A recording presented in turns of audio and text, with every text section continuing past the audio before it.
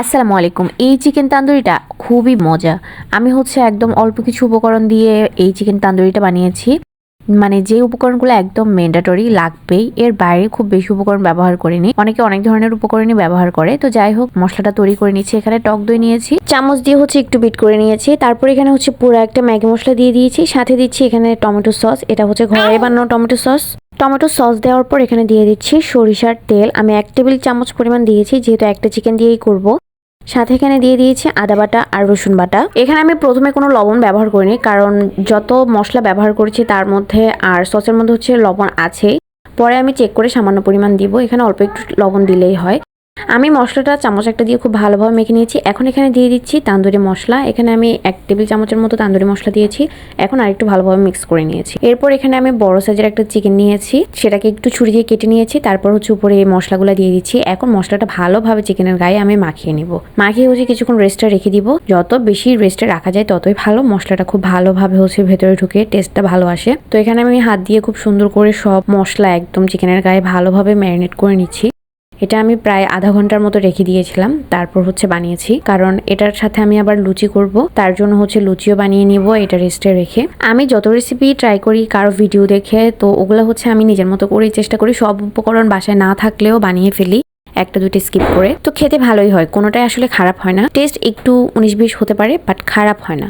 যাই হোক, লুচিগুলো আমি বানিয়ে নিয়েছি। এখন তেল গরম করে নিয়েছি, তার মধ্যে লুচিগুলো ভেজে নিচ্ছি। লুচি বানানোর সময় কিন্তু তেলটা একদম ভালোভাবে হিট করতে হয়, নাহলে লুচি সহজে ফুলে ওঠে না। আমি ওই দিন এত তাড়াহুড়া করেছি যে তেলটা প্রথমে ভালোভাবে গরম হওয়ার আগে লুচি দিয়ে দিয়েছি, যার কারণে ফুলতে সময় লাগছিল। কিছু কিছু জিনিস এভাবে তাড়াহুড়া করতে গিয়ে একদম নষ্ট করে ফেলি।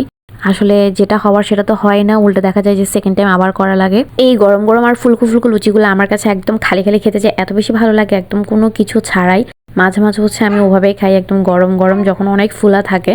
বাট চুপসে গেলে তখন আসলে ওইভাবে ভালো লাগে না। তো এক এক করে এখানে আমার সবগুলো লুচি খুব সুন্দর করে আমি ভেজে নিয়েছি। দুই পাশে একদম লালচে করে ভেজেছি। আর এই রেসিপিটা কিন্তু আজকে আমি আমার ওয়ালিদের বাবার জন্যই করছি। সবকিছু ওর জন্যই করি, জামাইকে পটানোর ধান্দার। এইদিকে সবগুলো লুচি ভেজে তুলে নিয়েছি। আর এখানে একটা ফ্রাই প্যান বসিয়ে দিয়েছি চিকেনটা বসানোর জন্য। তো চিকেনে যেহেতু আগে আমি তেলটা ম্যারিনেট করার সময় দিয়েছি, তার জন্য এক্সট্রা কোনো তেলই দিইনি। এমনিতে কিছুক্ষণ দিয়ে চুলার আঁচটা কমিয়ে ঢাকনা দিয়ে রেখে দিয়েছিলাম। তারপর এক পাশটা হওয়ার পর আমি আবার উল্টে দিচ্ছি। যেহেতু ফ্রাই প্যানে দিয়েছি সেহেতু নিচে দিয়ে লেগে যাওয়ার কোনো চান্সই নেই। হয়তো একটু পোড়া পোড়া হবে, যেহেতু সস ব্যবহার করেছি, সসটা কিন্তু সহজেই পুড়ে যায়। আর এতে কালারটা কিন্তু সুন্দরই আসে। নর্মালি চিকেন রান্না হতে কিন্তু খুব বেশি সময় লাগে না। তো এভাবে আমি একটা পাশ উল্টে পাল্টে তারপর ভেজে উপরে যে এক্সট্রা মশলা ছিল বাটিতে সেগুলো দিয়ে দিচ্ছিলাম বারবার।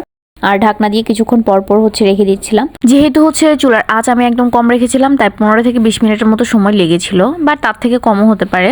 তো চিকেনটা যখন একদম পোড়া পোড়া হয়ে যায় তখনই আমি নামিয়ে নিয়েছি, কারণ এরকম পোড়া পোড়া খেতে কিন্তু খুব বেশি ভালো লাগে, ফ্লেভারটা বেশ ভালো আসে। এখন খাওয়ার পালা। এখানে লুচি দিয়ে আমি চিকেনটা সার্ভ করে দিয়েছি ওয়ালিদের বাবাকে, যদিও আমিও খেয়েছি। তো আজকের এই ভিডিওটা এই পর্যন্ত। সবাই ভালো থাকবেন। আল্লাহ হাফেজ।